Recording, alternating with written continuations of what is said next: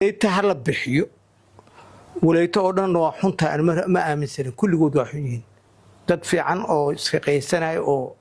reeraha kaalmeynaya inay jiraan baan aaminsanay laakiin ku tala gal reer Mandheerayo dad reer Mandheera oo soo beejiraa jirto effect inay yeelan doonto hadhowto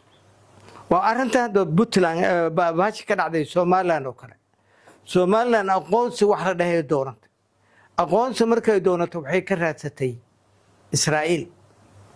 Fahd Yaasin wuxuu yiri madaxweyne Cirro telefoon baa u soo dhacay oo aqoonsi ah telefoonka u soo dhacay wuxuu noqday telefoon shaydaan uu soo diray shaydaan buu telefoon ka qabtay marka reer Mandheera oo kale nagu dhicin annagana dad inaan bixino annagana dadka meesha noo joogo hadhow dhibaato ay ku dhacdo iyadana laga fiirsado laakiin runtii markaan u soo sheegno walayta sababtay ku bilaabatay iyo bilowgeedaan idin hayaaba walayto waxay ku bilaabatay wax laga ilbaxay oo horaa jira reer Mandheera hadaan aan ka ilbaxnay Mandheera sanad walba waxa dhici jiray laba qabiil oo isku dhacdo labada qabiil markay isku dhacdo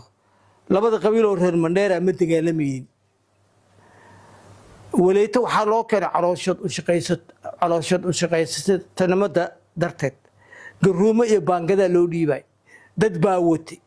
dadkii iyaga ahaa u watay oo keenay markay keeneen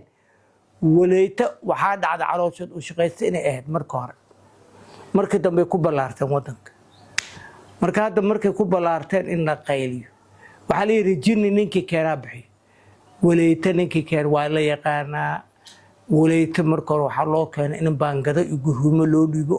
oo rabsheer markay dhacday magaalada lagu sii daayo ee magaalada boobto qorshahooda hore saasay ahayd dad baana keensaday political issue in ahayd markay magaalada fahmeen ay arkeen magaalada dad lahayn inay ay ku balaarsadeen markay balaarsadeenna qabiilaha Mandheera kamid ay sheegteen waxay dhaheen qabiil hebel baana marka waxa dhacday hataa kaniisad inay tagto walayto oo ninku meeshan ahaan jiray oo ku arkay walayto badan oo kaniisad ku jirto wuxuu dhahay alxamdulillah qolooyinka reer Mandheera qolo kamid ah kaniisada soo buuxis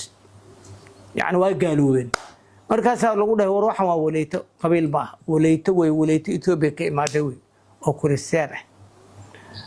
walayto saasay ku imaaday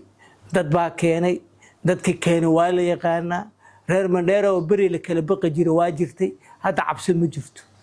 qoro walba waxay ka samaysay toos baa loogu sheegay murle saanaad samaysay garad saanaad samaysay koona tarif saanaad samaysay dogoodii saanaad samaysay la isdhihi